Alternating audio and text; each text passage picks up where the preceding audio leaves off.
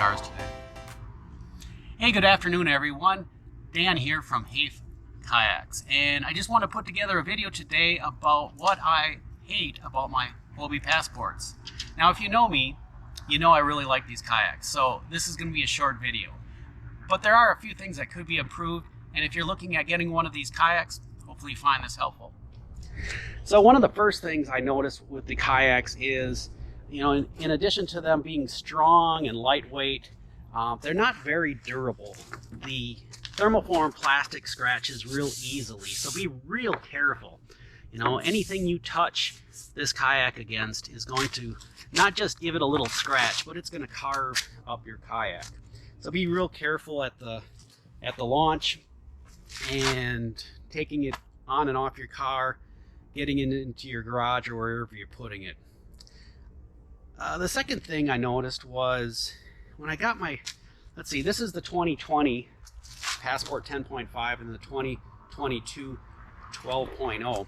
I went to the 12.0 last year because it offered a number of advantages, which we're going to talk about, but some of those advantages sure would be nice on the 10.5. Now the 10.5 is 65 pounds, the 12.0 is 75 pounds. One of the things I noticed right away with the 12 is, the 10.5 had these really nice grippy rubber handles. The 12.0 came with this hard plastic, and not only does it pinch your hand when you're lifting up on it, it's kind of slippery, and you're trying to pick this thing up and then roll it back over onto the ground or onto your car. The rubber handles seem so much nicer. Another aspect that the 12 has, it's got this nice bungee that holds things up against your side, and you've got a drink here, you can put it right there. The 10.5 doesn't have those. It seems like features that would be pretty easy to add. I don't know if it would even cost them anything. Lastly, about the different features, the 12 came with this nice port for your transducer, hook up your fish finder.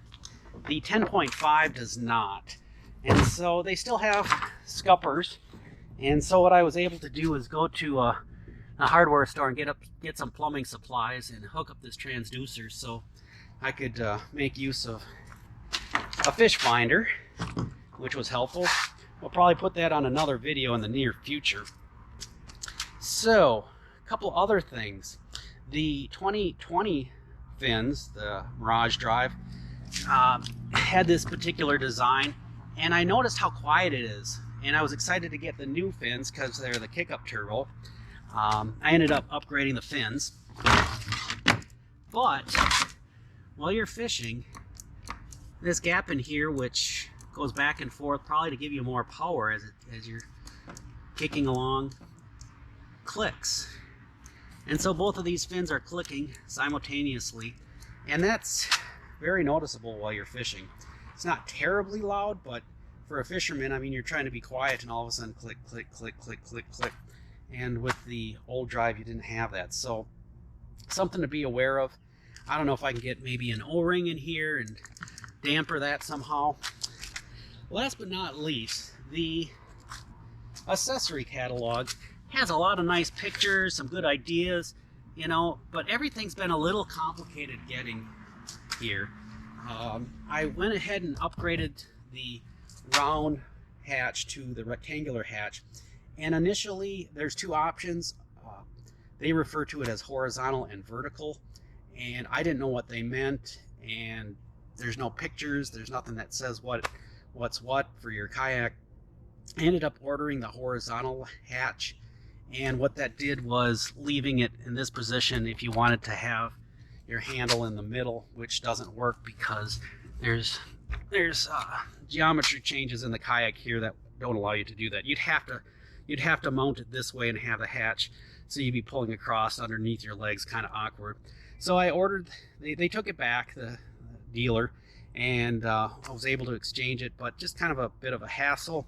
Another example here is, there's this nice Hobie safety flag, and if you read about it here, this is a 2023 magazine, and I thought, cool, all you have to do, according to the information, is unscrew one of these throughout the front or back of the kayak, and you screw this in its place, rehook up the bungee, and you're good to go. No tools necessary. Well, there's nothing in the catalog that says your Mirage Passport doesn't have these kinds of plugs.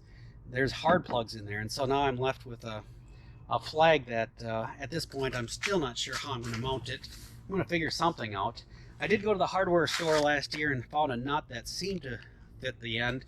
Drilled a 1-inch hole, tried to fit it up, and then I ended up pulling the flange through the housing and had to ditch that idea, put a sticker here to fix the issue. So those are some of the things I don't like about the kayaks, but again, they made a great kayak here in a lot of other regards. I love them. I'm going to put some other videos together shortly on how, if you're interested in setting this up for fishing, some things you can do to make it a nice kayak for doing that. So till then, take care. If you have any comments, leave them below, and have a good day.